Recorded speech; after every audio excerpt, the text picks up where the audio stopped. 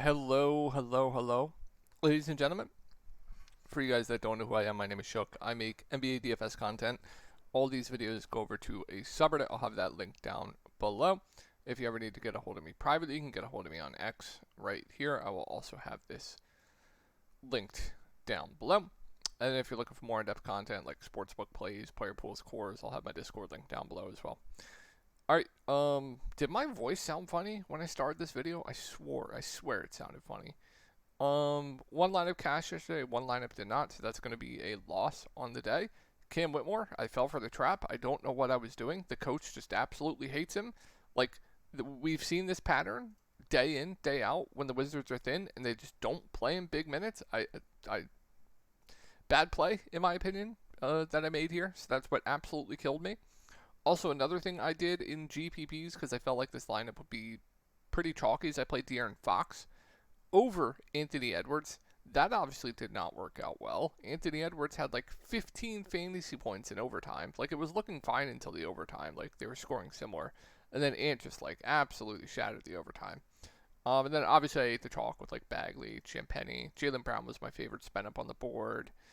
Not my favorite, but, like, up there. And Ford was kind of gross yesterday, so like I think it made sense to play him. Played Maxey, played McCain, and then my other lineup was a Philly and Washington blowout lineup. So like I faded Maxey in that. I played McCain. I played Whitmore. I played Bub Carrington. So you kind of get the point there. I made like a fade lineup with a blowout, and I made a competitive game lineup. The game ended up blowing out. It's just like the Washington starters got blowout runs, so. And they already did their damage, so that lineup did not work out. So a little bit of a losing day, but that's okay. All right, we have a. I feel like Boston has played Washington already this year. Am I tripping? Yeah, they have. We have a rematch from the 5th of November. It is now December, going to be the 4th tomorrow. Obviously, this is a great spot. It's a great spot for everyone. We have Jaylen Brown doubtful anyway, so I don't see how you get away from these Boston guys tomorrow. First off, we'll have to see what the starting lineup is going to be. It's obviously going to be Derek White, Peyton Pritchard, Keta, Jordan Walsh, and I'm interested to see where they go here. Do they go bigger? Do they go back to like Minot in the starting lineup, or do they go to like a Sam Hauser in the starting lineup? I even think like Hugo probably has like a small chance to start, even though he's been barely playing. I think it's possible. I don't think they're going to start Simons. I think they kind of just like him off the bench here.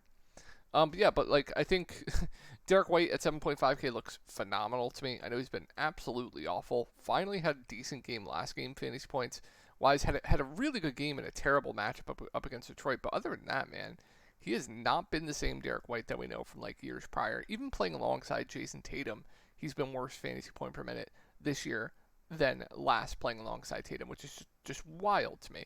But this is a spot where I don't see how you get away from at least one of these guys. I would probably play Min 1 and probably most of my lineups tomorrow. It's just a phenomenal spot. You have no Jaylen Brown. You're taking away 20 to 25 shots. 32. Like, you're taking so many shots away from this team that those are going to have to go to Derek White and Peyton Pritchard. And then they'll mix in alongside, like, Jordan Walsh, Sam Hauser. Simons will pick up more usage, obviously. Just make sure. Let's say I like 2. So you kind of get the point here. I love both. I think they're both fantastic plays. Ket is in a really good spot at 5.3K. If you take a look at center on this slate, I usually don't like playing Keta because the opportunity cost at center is always massive on some slates. You have another pretty good center slate here. Like, I'm really into Queen. I'm really into Claxton. He's on a back-to-back, though. You have Ayton with no Luka. Drum was kind of on the limit last game. I kind of like Gobert, but I always get killed by him. And you have Bagley, you have those Washington cheap centers. The opportunity cost is definitely massive, but I wouldn't be shocked if he nuked in this spot. I really like Simons at 4.7K. He's just going to have to play more with no Jaylen Brown here. Really good point per minute guy off the bench. He'll run the unit off the bench as well. He can stuff the stat sheet. His peripherals will probably be up. So I think Simons looks great. I like Jordan Walsh at 4.1K. He's going to have to play a lot more here. Sam Hauser's a solid value. Keep an eye on what they do with the starting lineup, but Minot's going to have to play a bit more. He looks good. In the off chance they go with like a Hugo Gonzalez, he would be playable. I think you just have to play these guys, man. They look phenomenal. And then we have Washington pretty shorthanded here once again. No Sar, no Blau Coulibaly, no Corey Kispert, no Trey Johnson. So I would expect the starting lineup to be Keyshawn George, Sheeta McCollum, Chris Middleton, Marvin Bagley, Justin Champagnie would be my guess on the starting lineup. Matchup is fine here. I think Champagnie at 4.2K looks like a pretty good value once again here. Like I said, I'm expecting him to start, play low to mid 20s minutes. He could play like 25 to 30 in this spot, actually. He was pacing for that last game. Good point per minute guy, good rebounder, can stuff the stat sheet. Going to be a high usage guy, so I'm really into him. Love him for value. I think Bagley at 5K is still decent. Maybe getting to the price point, still a bit too cheap. He's be like 5.5K in the role that he has right now. It's just he's not going to play like a ton of minutes. He's mainly going to split with Vooch. I much prefer Vooch in tournaments at 4K, especially if everyone's going to flock to Marvin Bagley. But I think, once again, both really good point per dollar plays in their own rights. Not the best spot, though. Yeah, with no Coulibaly, matchup gets better for Derek White, Pritchard. I would assume he's on probably White. So that's better for them. Keyshawn George, Coulibaly being out, it's not really going to be a bump to any of the main guys. Like, Coulibaly's been pretty low usage this year. But it's going to be a minutes bump. Like, everyone's going to have to play more. It's like, I would expect Middleton to have to play more here at 5-1. He's playable. CJ's playable. Keyshawn George is playable. I think the main standouts here are the value, though, in Bagley, Vucevic, Champagnie. I'm not going to play Whitmore. I'm just not going to do it. He's probably going to randomly play 25 minutes tomorrow and nuke the slate. And actually, wait. They could go Bub in the starting lineup, too. I feel like, did Bub start one game? Am I tripping here? Anyone in the comments, if you guys are watching this, did he start? 11-10. Let me pull it up. Yeah, so they could go Bub in the starting lineup as well. Let me pull up the 10th, though.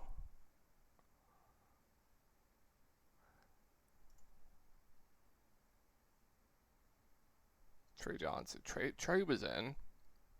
No Bilal, but we had CJ. Yeah, just keep an eye on the starting lineup. Like, I think Bub's in play regardless, but if he starts with like a Moore, if Champagnie comes off the bench, still a decent value to me.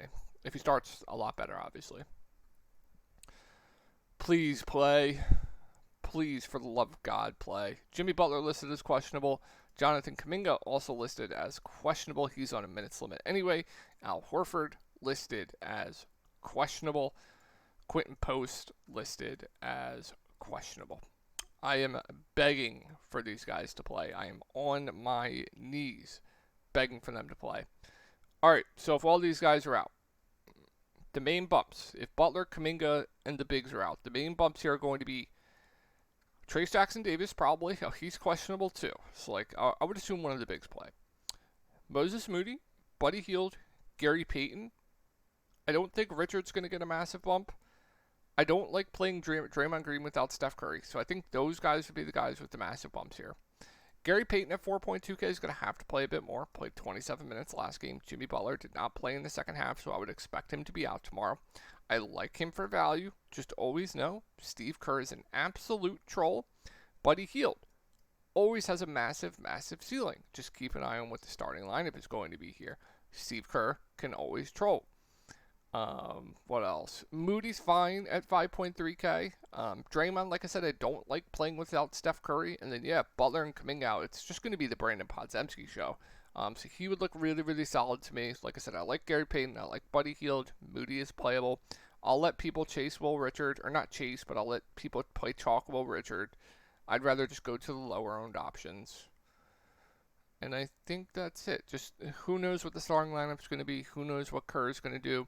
If Butler and Kuminga and Horford are out, I would assume they're going to have to play post a bit more, so he'd be intriguing in tournaments. And then, like, if all the bigs are out and then Trayce plays, I think Trayce is very intriguing in tournaments as well. Just, I'm begging for them to play, though. I really am. All right, Joel Embiid doubtful. Quentin Grimes questionable. Paul George is also listed as questionable. Trendon Watford is out. What are we doing with Dominic Barlow? Like, what was that? He just didn't play in the second quarter. I don't understand it. Matchup's going to be fine here, especially if, like, Butler sits, etc. So Tyrese Maxey at 10.4K, I think, is one of the better spend-ups on the slate. We don't have a ton of spend-ups on the slate, but, like, I really like Scotty Barnes. You have really cheap LeBron with no Luka, which we'll talk about in a sec. You have Ant in a matchup I love to attack. So not my favorite, but I think he's a really good spend up. If we get all these questionable guys out, VJ Edgecombe was on a minutes limit the past 2 games, and the game blew out. That's why he lost minutes. I would assume he's probably going to be back to full go. If that's the case, he is far too cheap. Andre Drummond was on a minutes limit last game. I would expect he also got into foul trouble. We'll see if that continues. If he's not on the limit, he should be able to dominate in this spot. Would have interest there. Barlow, I don't know what happened. And then obviously, I really like Jared McKean, even at 4.6K. If all those guys are out, he's just gonna have to play a lot. Good rates guy off the bench. And then if we get Grimes, Paul Georgian, I still like Maxey. I have some interest in Paul George at 6.5, interest in Grimes, and then it would I'm not going to play VJ. McCain would be a massive downgrade. Still playable, though.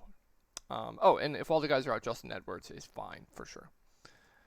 All right, let's move on to Utah. Yusuf Nurkic is doubtful. No Kevin Love. This is massive. So I would expect Kyle Filipowski to get the bulk of the minutes at the 5, possibly play some 4. I love him for value. This is a great spot going up against Brooklyn. Markkanen, I really, really like at 8.2K.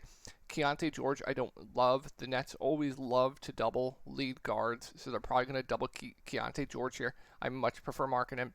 Love Markkanen. Really like Filipowski. I think Ace Bailey is a solid play at $5,000 as well. Minutes up, ticking up late. This is a great matchup. Collier at 4K is playable. I think that's it. Think that's all I'm considering personally. My favorite plays here are Markkanen and Filipowski with Nurkic doubtful there. Let me just close these.